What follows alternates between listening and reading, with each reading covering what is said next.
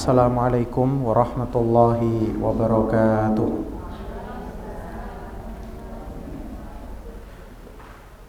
Bismillahirrahmanirrahim. Alhamdulillahi rabbil alamin. Wabihi nasta'inu ala umuri dunya waddin. Wassalatu wassalamu ala ashrafil anbiya'i wal mursalin nabiyyina Muhammadin wa ala alihi wa ashabihi wa man tabi'a hudahu ila yaumiddin, amma ba'du.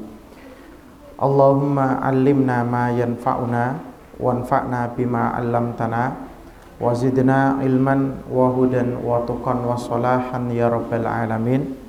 Allahumma afina fi abdanina wa asma'ina wa absarina ya dzal jalali wal ikram. Segala puji kita haturkan hanya untuk Allah Subhanahu wa ta'ala. Sholawat dan salam mudah-mudahan juga selalu bisa kita lantunkan untuk Nabi Muhammad sallallahu alaihi wasallam, untuk keluarga beliau, para sahabat, para tabi'in dan tabi'ut tabi'in. Mudah-mudahan kita semuanya diberikan oleh Allah Subhanahu wa ta'ala istiqomah di dunia untuk menjalankan ajaran-ajaran Islam dan diberikan kelayakan oleh Allah untuk mendapatkan kelak di hari akhir syafaat Nabi sallallahu alaihi wa alihi wa sahbihi wasallam. Ummahat yang dimuliakan oleh Allah Subhanahu wa ta'ala, di kesempatan sore hari ini insyaallah kita akan membahas tentang nawaqidul wudu. Setelah sebelumnya kita membahas tentang tata cara wudu, sebelumnya kita sudah membahas tentang tata cara wudu, lalu terus kemudian kita sedikit melompati beberapa hal yang terkait dengan rincian-rincian wudu. Jadi tata cara nanti itu akan kita bagi menjadi beberapa poin. Ada yang masuk dalam rukun-rukun wudu, ada yang masuk dalam sunnah-sunnah wudu. Tapi rincian-rinciannya itu tidak perlu kita bahas secara khusus. Cuman dari tata cara kemarin memang biasanya para ulama membaginya menjadi dua poin besar. Ada yang rukun itu diwakili oleh firman Allah di dalam surat Al-Maidah ayat 6. Jumlah totalnya ada 6 juga. Jadi jenengan perlu ingat saja, rukun wudu itu adanya di dalam surat Al-Maidah ayat 6. Berarti total aktivitasnya juga ada 6. Apa saja? Yang pertama niat, idza kumtum ilas sholah, niat mau melakukan sholat. Lalu terus kemudian kita membasuh wajah, kemudian membasuh kedua tangan kanan dan kiri sampai siku-siku. Lalu yang keempat adalah mengusap kepala. Kemudian yang kelima adalah mencuci kaki sampai mata kaki kanan dan kiri. Dan yang terakhir dilakukan secara berurutan, tertib. Dilakukan secara tertib, tidak boleh mendahulukan yang satu daripada yang lain. Adapun selain ke-6 ini, maka semuanya bisa kita masukkan dalam aspek sunnah wudu. Artinya kalau kita tidak melakukan itu, wudu kita tetap dinyatakan sebagai wudu yang sah. Cuman ya begitu, karena kita meninggalkan sunnah, berarti kita ketinggalan kesempatan untuk mendapatkan bonus ganjaran pahala oleh Allah Subhanahu wa ta'ala. Oleh sebab itu terus kemudian tata cara yang dicontohkan kemarin itu tata cara yang sempurna. Seperti itu. Nah, kita akan langsung lompat ke halaman 39.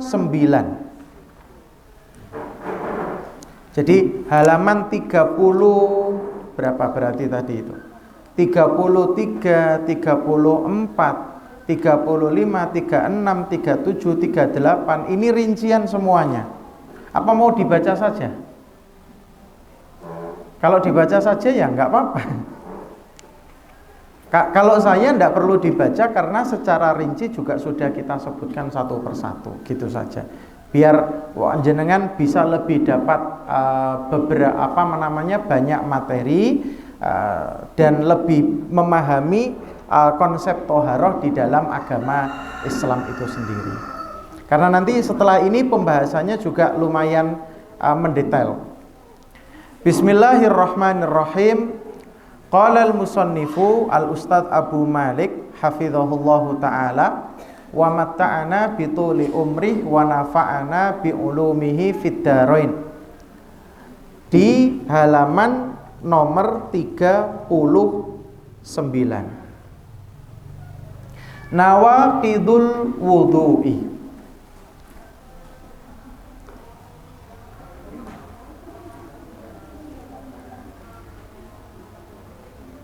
Yaitu tentang pembatal wudhu.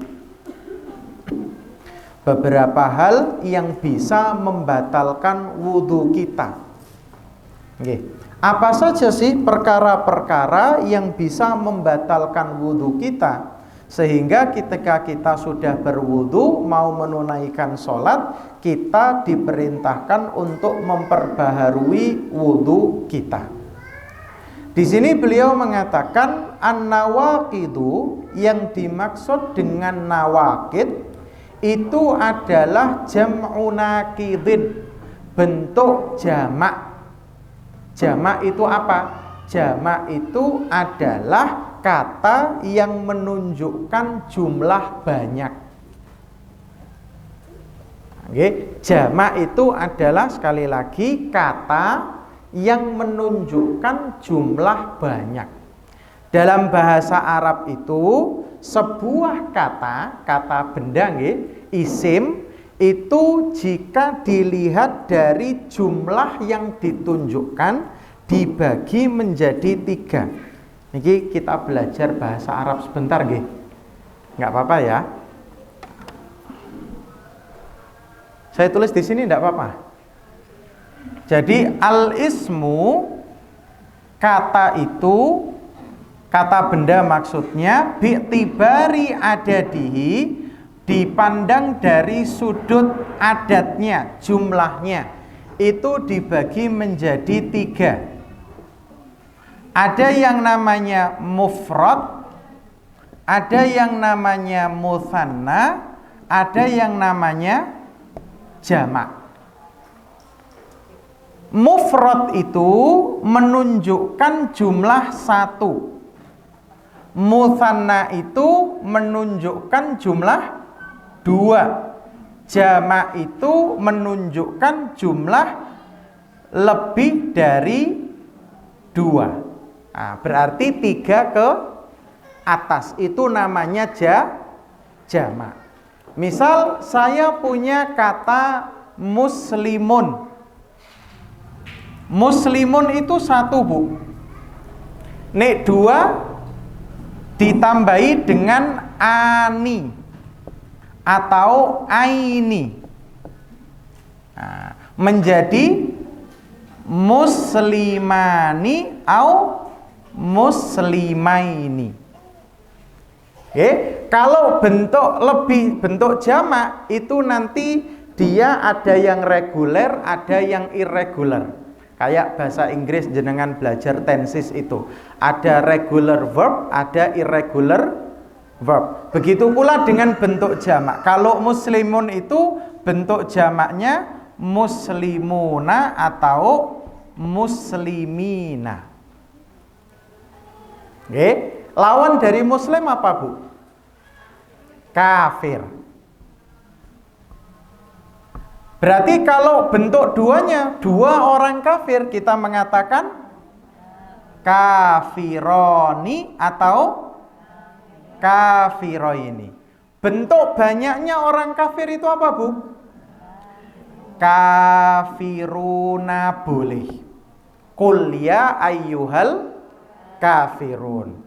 Atau kafirina juga boleh. Kemudian Allah kadangkala juga menggunakan kalimat kufar. Nah, seperti di dalam surat apa itu? Kufar. Dalam surat apa kufar? Ayo. Di juz Ammah saja, jangan jauh-jauh. Di juz 30 saja. Kufar ada di mana ya?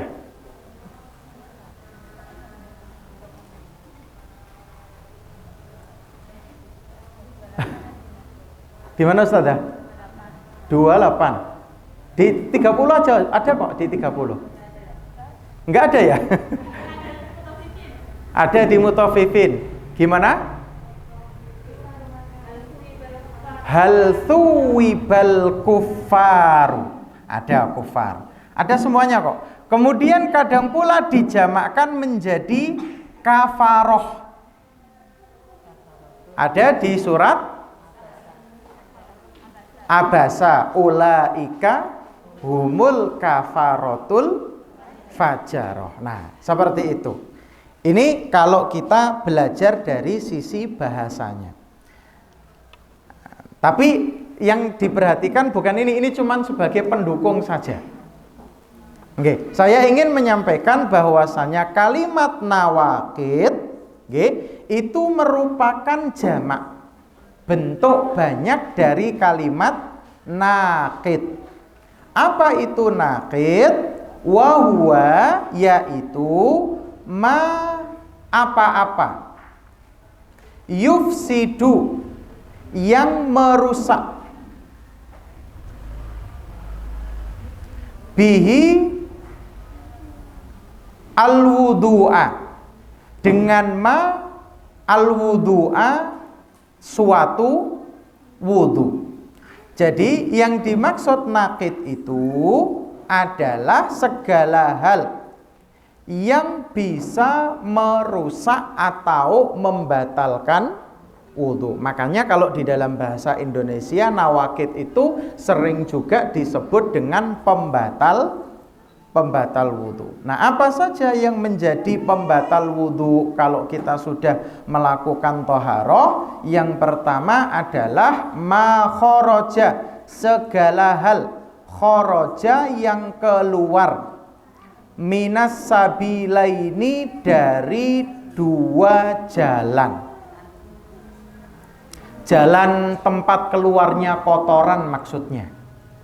Oke. Jalan tempat keluarnya kotoran.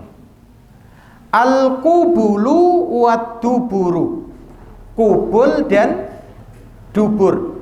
Kubul itu bagian depan, dubur itu bagian belakang.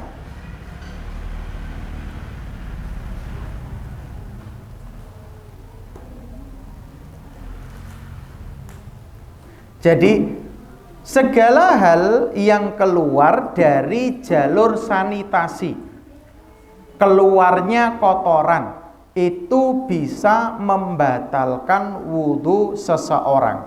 Baik keluarnya itu dari jalur depan maupun keluarnya itu dari jalur belakang. Min baulin, termasuk baul atau air pipis. Au ghaitin, atau ghaid aurihin, maupun yang berupa angin. Ketiga hal ini semuanya membatalkan wudu. Ada orang wudu terus kemudian dia pipis, maka dia harus memperbaharui wudunya. Ada orang wudu kemudian dia atau sekedar kentut, itu wudunya batal.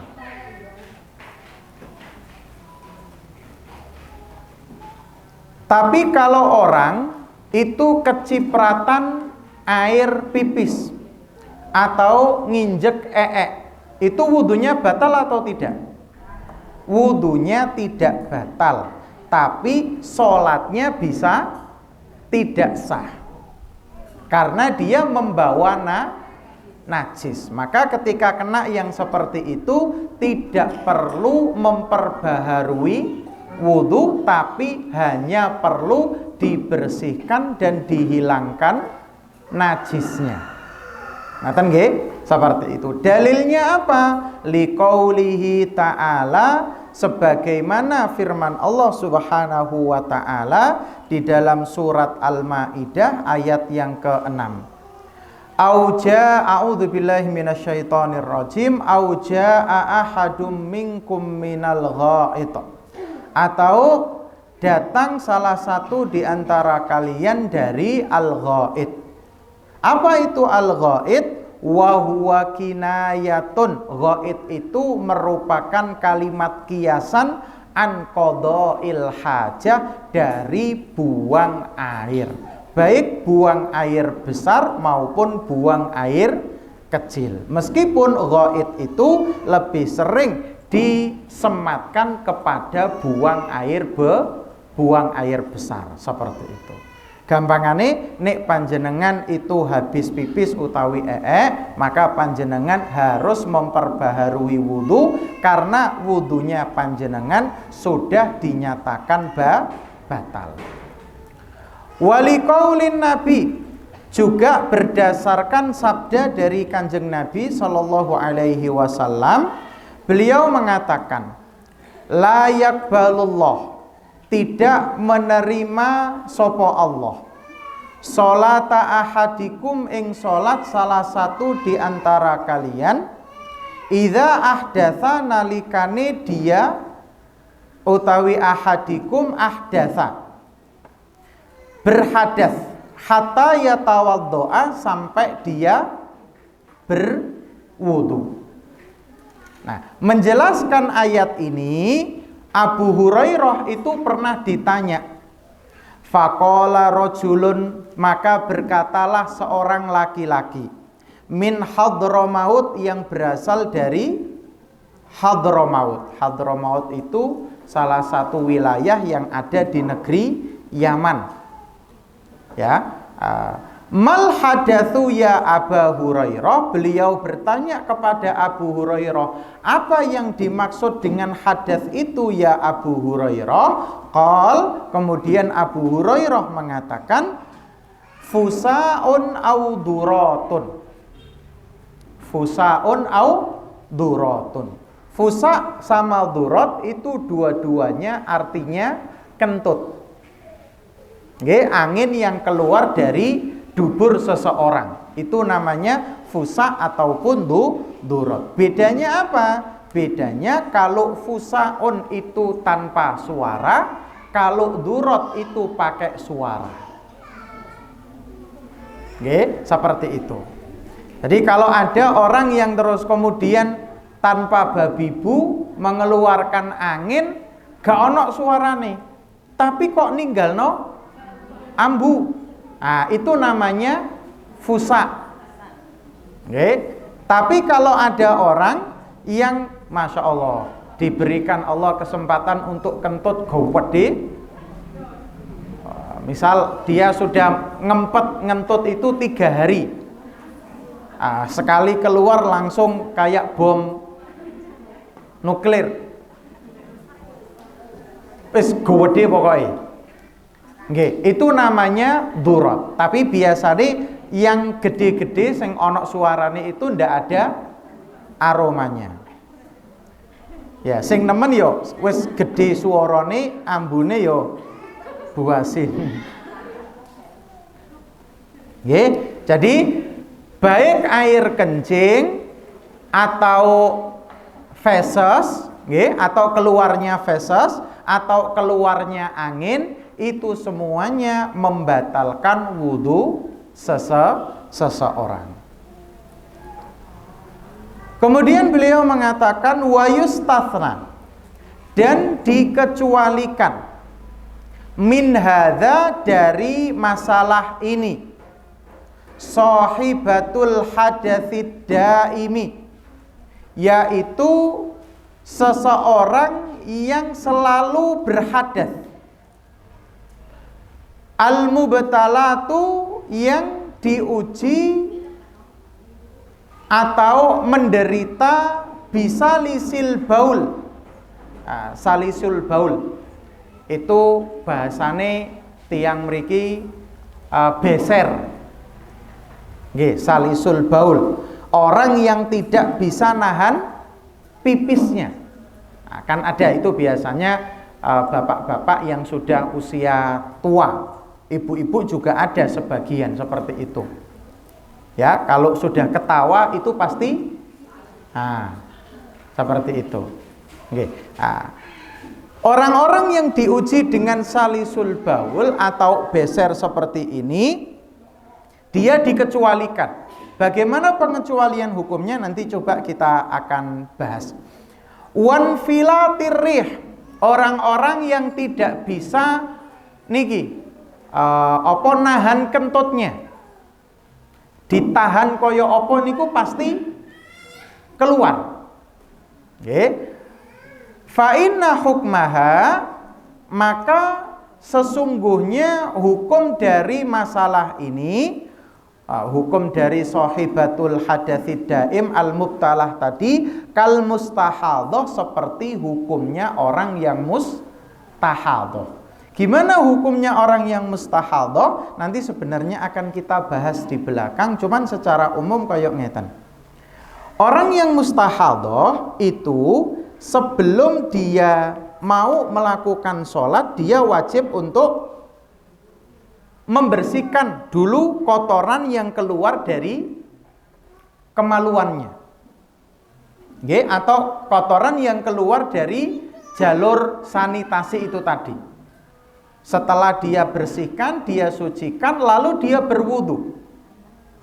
Ya, dia berwudu. Lalu setelah berwudu itu dia langsung sholat. Makanya orang yang mustahadhah, orang yang diuji oleh Allah dengan penyakit salisul baul beser, itu wudunya tidak boleh terlalu jauh dari waktu pelaksanaan sholat.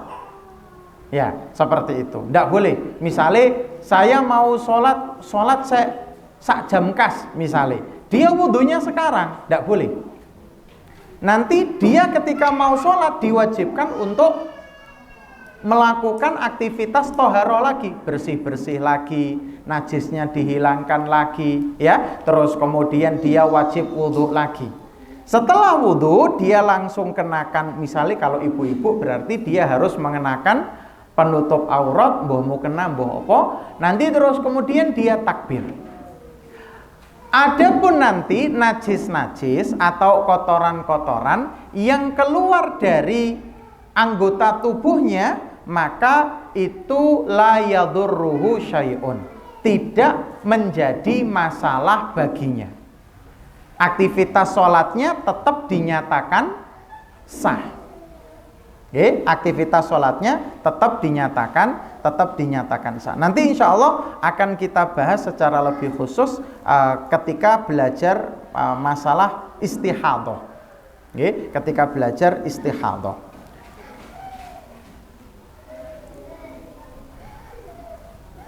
Nah, ketika dia sholat, lebih baiknya orang-orang yang seperti ini menggunakan penahan agar kotoran itu tidak bercecer kemana-mana. Maka orang-orang yang diuji oleh Allah dengan beser itu kalau bisa pakai pampers. Nah, apalagi sekarang kan banyak pampers untuk orang dewasa. Nah, seperti itu. Ibu-ibu yang biasanya juga tidak bisa nahan, monggo pakai pampers saja. Itu bukan merupakan aib, tidak apa-apa. Nanti kalau misalkan setelah selesai sholat kok pempesnya sudah basah, tidak jadi masalah.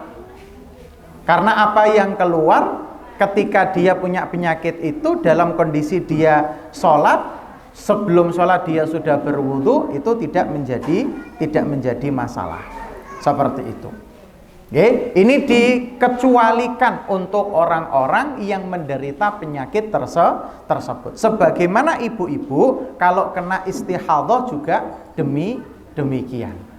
Jadi ibu-ibu kalau kena istihadhah, saya pernah mendapati sebuah cerita itu malah sampai nggak sholat satu setengah bulan. Padahal niku bukan haid, itu Istihadah. Loh terus gimana? Ya enggak gimana, gantian sholatmu 1,5 bulan. Iya 1,5 bulan. Salah dhewe gak ngerti kok gak gelem takok. Wong sekarang ilmu itu kan gampang. Jenengan gak ngerti tanya sama YouTube.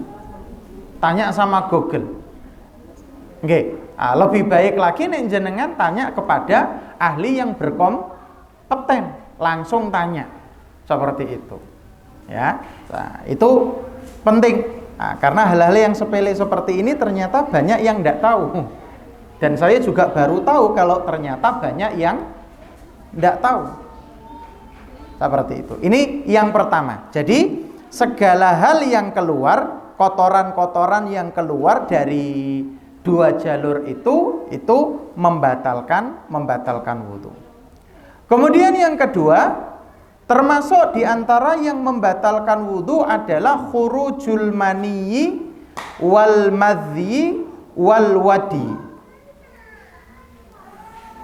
Keluarnya mani atau madhi dan wadi.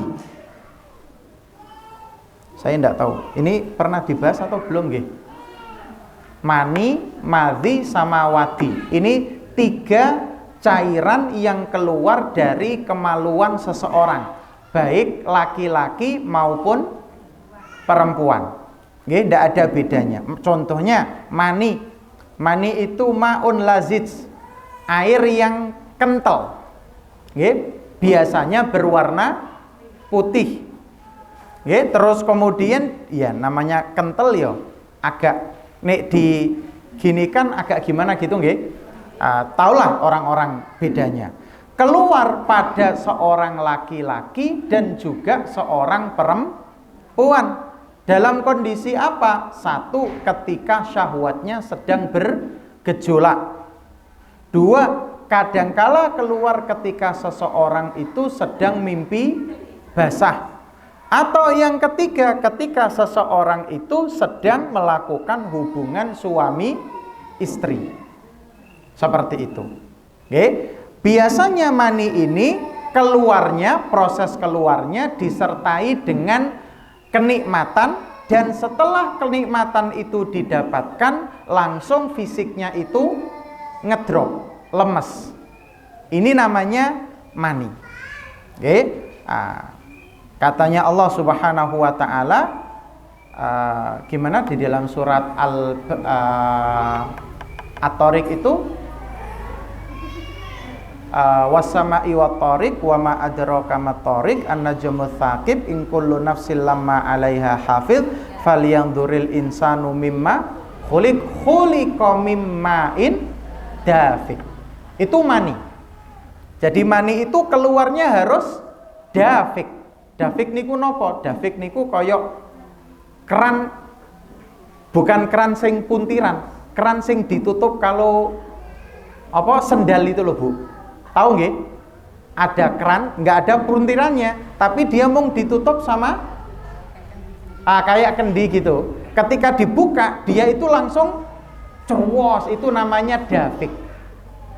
Nggih, itu namanya dafiq. Itu mani. Kemudian kalau mani ini dia dihukumi oleh para ulama, mayoritas ulama sebagai benda yang suci, tapi mewajibkan mandi. Jadi kalau ada mani kena pakaian itu hukumnya suci. Oke, hukumnya suci. Tapi ketika mani itu keluar dia mewajibkan mandi. Seperti itu. Ini yang pertama. Kemudian yang kedua ada namanya madhi. Apa itu madhi? Madhi itu secara bentuk hampir sama dengan mani, cuman dia lebih bening saja. Lebih bening. Oke, secara tekstur itu sama. Oke, tapi bentuknya lebih bening. Dia keluar itu biasanya ketika seseorang berada di puncak syahwatnya, tapi keluarnya tidak disertai dengan rasa. Bahkan seringkali orang itu keluar tapi tidak merasa kalau dia mengeluarkan. Ini namanya madhi. Pada laki-laki, pada perempuan keluar. Bahkan bagi perempuan itu keluarnya lebih banyak. Bagi perempuan itu keluarnya lebih banyak. Terutama ketika dia, mohon maaf ngapunten, mau melakukan hubungan suami istri. Sebagai cairan yang berfungsi untuk mempermudah masuknya timba ke dalam sumur. Itu saja nggih.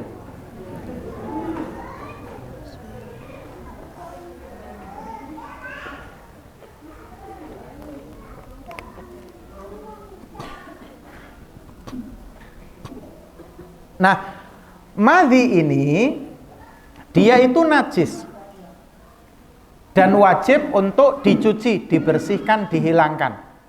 Tapi nek madhi ini keluar, dia tidak mewajibkan mandi besar. Dia hanya butuh untuk wudu. Sebagaimana katanya Nabi SAW kepada siapa? Al-Miqdad kalau tidak salah, itu yang diperintahkan Ali untuk bertanya kepada Nabi karena Ali itu malu kepada Nabi untuk bertanya tentang masalah madhi itu. Kemudian beliau mengatakan, tawaddo awaksil zakarok. Cucilah, berwudulah dan cucilah kemaluanmu. Seperti itu. Ini yang disampaikan oleh Nabi SAW. Nabi tidak memerintahkan untuk mandi. Nah, ada beberapa kasus pengantin baru. Pengantin baru. Pengantin baru itu kan orangnya masih sensitif sekali, apalagi kalau yang laki-laki dan yang perempuan itu tidak pernah berhubungan suami istri, atau tidak pernah, maksudnya berhubungan itu tidak pernah deket-deket sama perempuan lain gitu loh. Pacaran nggak pernah, semuanya nggak pernah. Kemudian dia nikah, dipareki bojone ae, itu bisa keluar madhinya. Terus kemudian ketika dia izin, ini cerita beberapa seperti itu. Kemudian dia izin kepada istrinya, "Sik, Dek, aku tak nguyos sik." Ketika dia buka celananya, itu, "Loh, iki kok wis teles ngene, perasaan aku ya gurung ngetokno popo." Akhirnya dia mandi.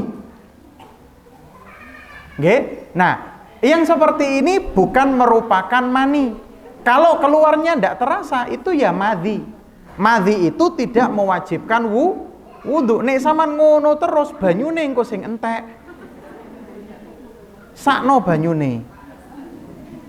Ya, makanya terus kemudian yang seperti ini harus diketahui bedanya, warnanya itu.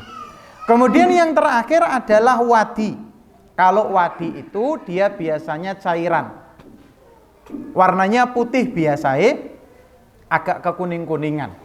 Itu keluar setelah seseorang pipis.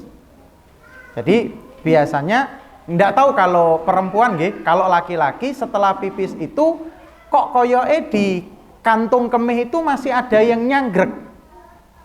Gitu Terus kemudian dia diurut, ketika keluar lagi ternyata keluarnya bukan pipis. Karena kalau pipis kan seperti air biasa begini teksturnya. Ini teksturnya agak licin-licin gimana begitu. Nah, itu namanya wadi. Cairan yang keluar ketika seseorang setelah melakukan buang air kecil. Ini bedanya. Nah, di sini terus kemudian dikatakan fa'ani bani Abbasin, dan diriwayatkan oleh Ibnu Abbas radhiyallahu taala anhuma qala, beliau mengatakan al-mani wal wadi wal madhi, tentang hukum dari ketiga cairan ini. Ammal mani, adapun mani, fahuwallazi minhul ghuslu, maka daripadanya datang kewajiban untuk mandi junub. Wa ammal wadiyu wal madhiyu, adapun wadi dan madhi. Faqala, maka berkata Ibnu Abbas radhiyallahu taala anhuma, Igsil dzakarok, cucilah kemaluanmu. Wa madzakirok, dan tempat keluarnya kotoran tersebut. Wa tawaddo, dan berwudulah kamu wudu akalis sholah, sebagaimana wudumu untuk menunaikan ibadah sholat. Wa qala Nabi sallallahu alaihi wasallam, dan berkata Kanjeng Nabi sallallahu alaihi wasallam, fil madhi, dalam masalah madhi, tawaddo, berwudulah, waghsil dzakarok, dan cucilah kemaluanmu. Niki kalau yang keluar adalah ketiga hal ini. Nggih, mani, madhi, dan wadi. Mani mewajibkan mandi, madhi dan wadi itu tidak mewajibkan mandi, dia hanya wajib untuk dibersihkan, dihilangkan najisnya, lalu terus kemudian seseorang langsung berwudu untuk menghilangkan status hadatsnya.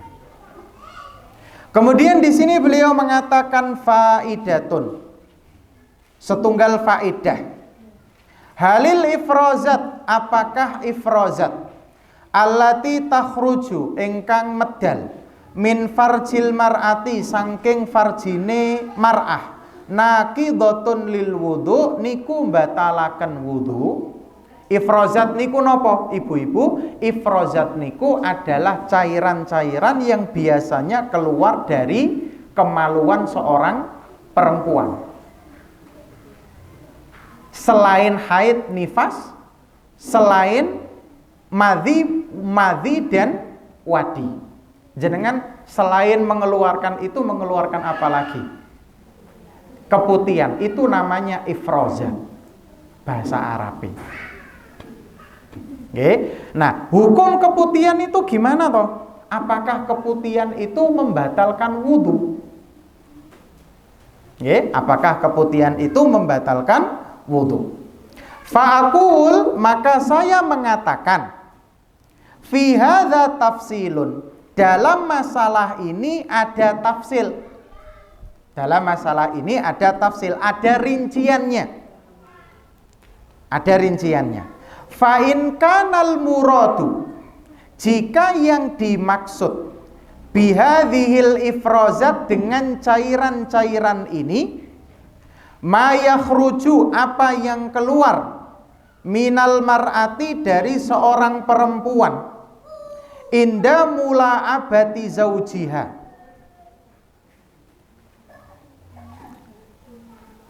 Ini saya terjemahkan sakarepe dhewe apa? Soale bahasane radi vulgar, Bu. Mboten napa-napa nggih.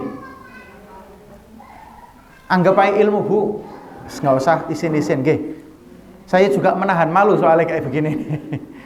Kalau sama-sama bapak-bapaknya saya vulgar enggak apa-apa, tapi kalau sama jenengan,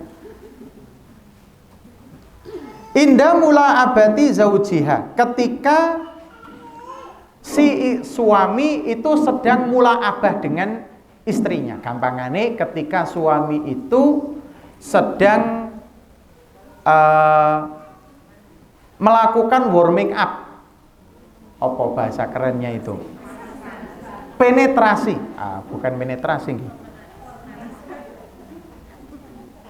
Napa? Sakderenge kan ada istilah jima. Jima itu kan kalau sudah melakukan foreplay. Itu dia istilahnya.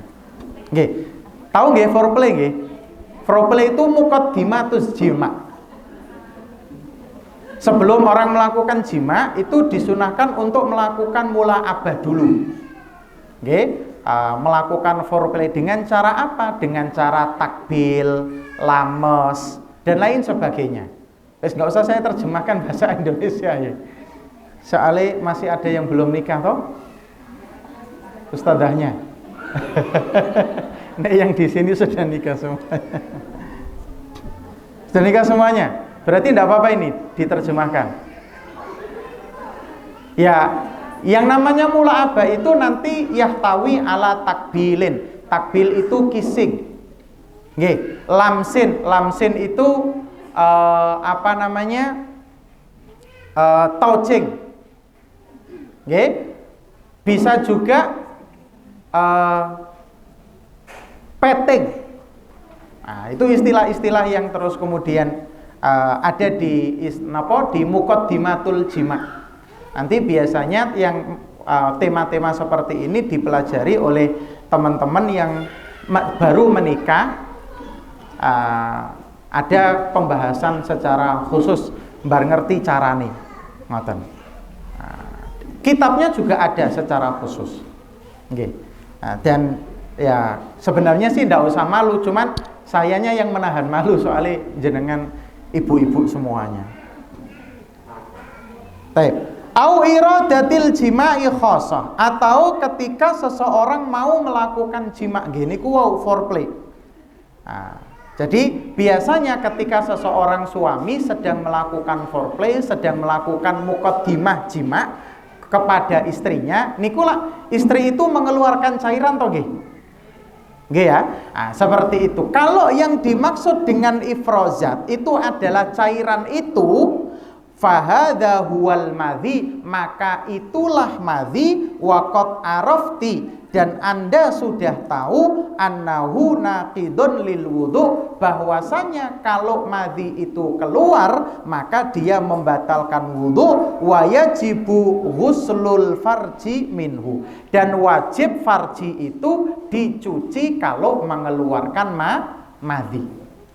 Jadi kalau yang dimaksud dengan ifrozat itu adalah madhi, maka itu membatalkan wudu. Oke, nah, kita harus perjelas dulu ifrozat itu apa. Oke, kalau yang dimaksud dengan ifrozat itu ternyata adalah madhi yang dikeluarkan oleh seorang perempuan ketika sedang di muqaddimah oleh suaminya untuk melakukan wata' atau jima', maka itu membatalkan wudu.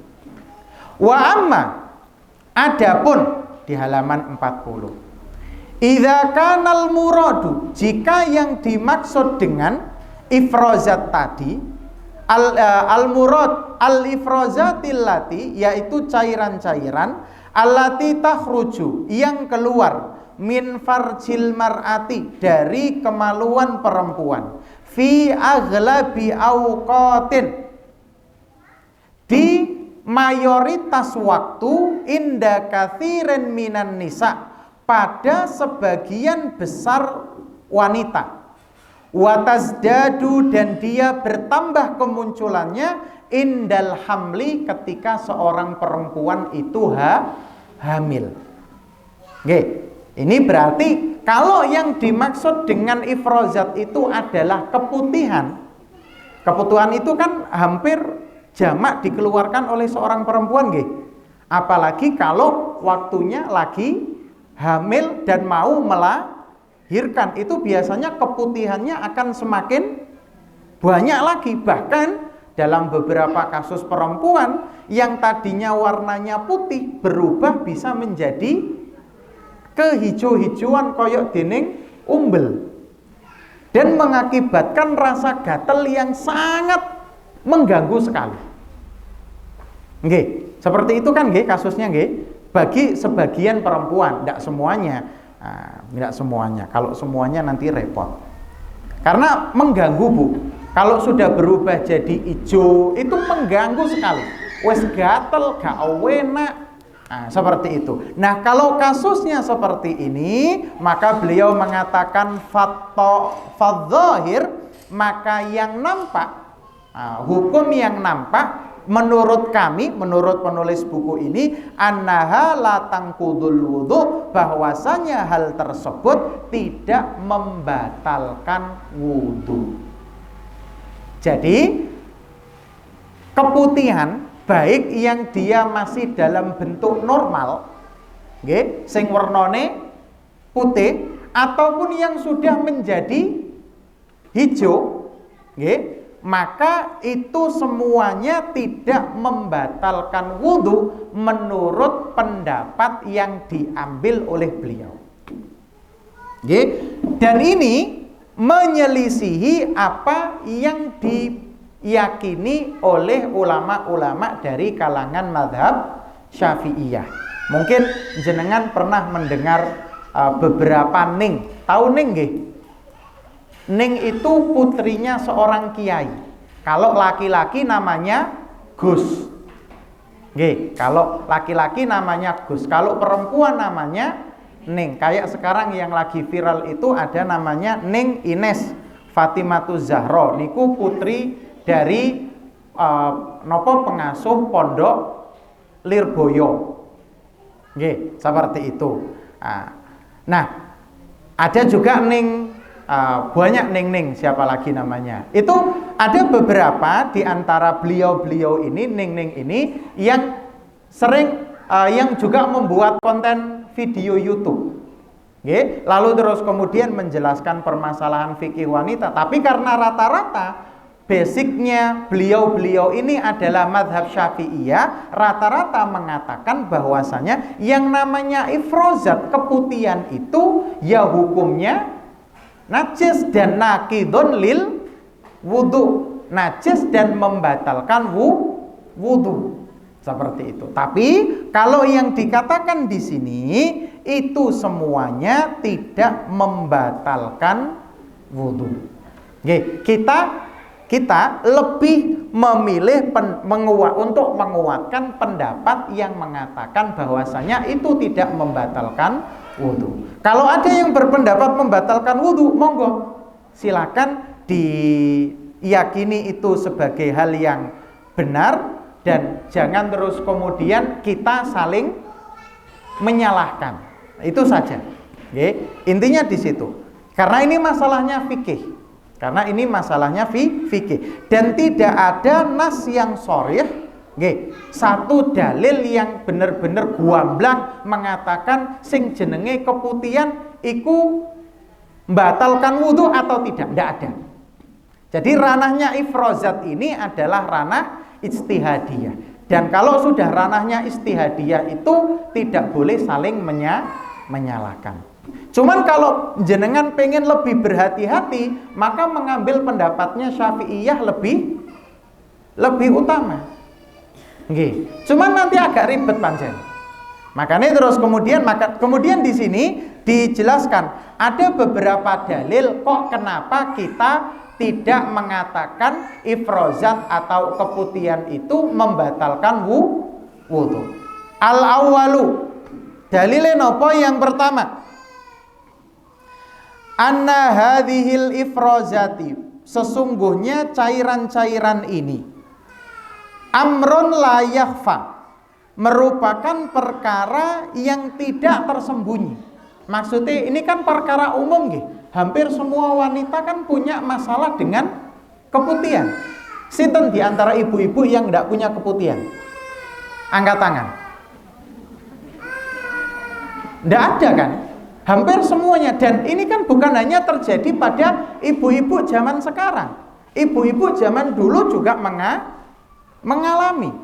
Wa huwa katsirun fin nisa, ini terjadi pada banyak sekali perempuan. Wala syakka fihi, dan tidak ada keraguan padanya, karena maujudan fin nisa, bahwasanya yang namanya ifrozat ini, keputihan ini juga sudah ada fin nisa'i, pada perempuan-perempuan fi ahdi Rasulillah, pada zaman Kanjeng Nabi Shallallahu Alaihi Wasallam. Kanisai zamanina, seperti perempuan-perempuan yang ada pada zaman kita. Walam yarid, dan tidak ada satupun dalil annan nabiyya, bahwasanya Nabi Shallallahu Alaihi Wasallam amarahunna bil wudu'i minhu, memerintahkan para sahabiyat untuk berwudu ketika menghadapi masalah tersebut. Nah, makanya tadi kita katakan tidak ada nas yang sharih, tidak ada dalil yang guamblang mengatakan sampeyan lak keputihan toh. Nggih Kanjeng Nabi wudu sik sakgurunge salat, mboten wonten. Ini dalil yang pertama yang menjadi pegangan pijakan kita untuk menguatkan pendapat bahwasanya keputihan itu tidak membatalkan wudu. Tapi sekali lagi dengan tetap menghormati saudara-saudara kita dari kalangan Syafi'iyah yang terus kemudian memilih untuk membatalkan wudhu mereka. Dan tidak perlu saling istilahnya menyalahkan, santai mawon. Ini masalah-masalah istihadiyah fiqhiyah. Atsani, yang kedua, anna makhraja hadhil ifrazat, sesungguhnya makhraj, tempat keluar hadhil ifrazat, cairan-cairan ini ghairu makhrajil baulin najis, bukan tempat keluarnya baul atau kencing yang najis. Nah, tempat keluarnya keputihan ini bukan berasal dari kandung kemih, tapi berasal dari jalur yang lain. Jalur yang mana? Jenengan mangke tanyakan kepada dokter spesialis organ dalam, SPOG. Nggih. Sing biasa menangani ibu-ibu hamil gitu. Saya tidak tahu siapa-siapa. Saya taunya cuma satu, tapi itu pun nggak direkomendasikan sama saya. Soalnya judes wongnya. Saya tidak sebut nama loh yo. Nek jenengan pasti wong iku yo sakarepe sampeyan, Bu. Saya nggak nyebut nama.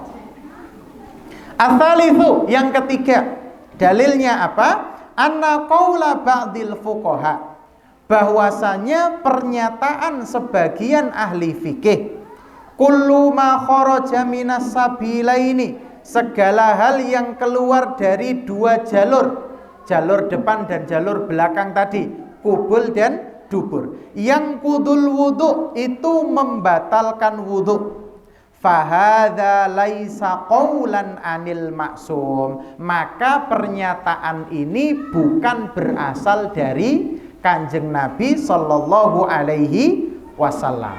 Walam yanakid, dan belum terjadi alaihi ing atase perkataan ini ijma'ul ummah, kesepakatan para ulama. Artinya apa? Ketika ada sebagian ulama fikih, termasuk diantaranya adalah ulama-ulama dari madhab Syafi'iyah rahimahumullahu ta'ala ajmain, mengatakan semua hal yang keluar dari dua jalur itu ya batalkan wudu. Ya, satu, perkataan ini bukan perkataannya Nabi, perkataan manusia biasa. Dan perkataan manusia itu boleh diambil, boleh pula untuk ditinggalkan, karena dia tidak maksum. Maksum itu apa toh, Bu? Terjaga dari kesalahan. Kemudian yang kedua, perkataan ini belum disepakati oleh seluruh ulama. Artinya apa? Ada ulama-ulama yang menyelisihi perkataan ini. Ya, seperti itu. Terus kemudian ini hilang. Nggih, di sini hilang, wis gak kewoco. Apalagi jenengan milik fotokopi dari saya kok. Nek gak hilang kan medeni. Bahkan ada yang mengatakan annahunaka, bahwasanya ada ba'doma yakhruju minas sabilaini, sebagian hal yang keluar dari kedua jalan itu, mimma la yang kudul wudu'a, tapi dia tidak membatalkan wudu. Jadi dia keluar tapi tidak membatalkan wudu. Seperti apa? Kalau di sini disebutkan kadamil istihadhah, seperti darah istihadhah. Seperti darah istihadhah. Nanti kita akan bahas secara lebih lanjut tentang darah istihadhah ini. Kenapa kok di sini disebut tidak membatalkan wudu? Kapan tidak membatalkan wudunya nanti akan kita pelajari. Ya. Ini ketiga dalil yang disebutkan oleh penulis untuk menguatkan pendapat yang mengatakan bahwa ifrozat, keputihan itu tidak membatalkan wudu. Wa binaan ala ma taqaddam, berdasarkan apa-apa yang sudah kita sebutkan. Fa innal ifrozati, maka sesungguhnya cairan-cairan allati takhruju min farjil mar'ah, yang keluar dari kemaluan seorang perempuan, bisuratin mustamirrah, dengan bentuk yang berkesinambungan, watazidu, dan terus bertambah, inda badlil majhudi, ketika dia mengerahkan tenaga yang besar. Nggih. Awil masyil kathiri, atau lagi sering jalan.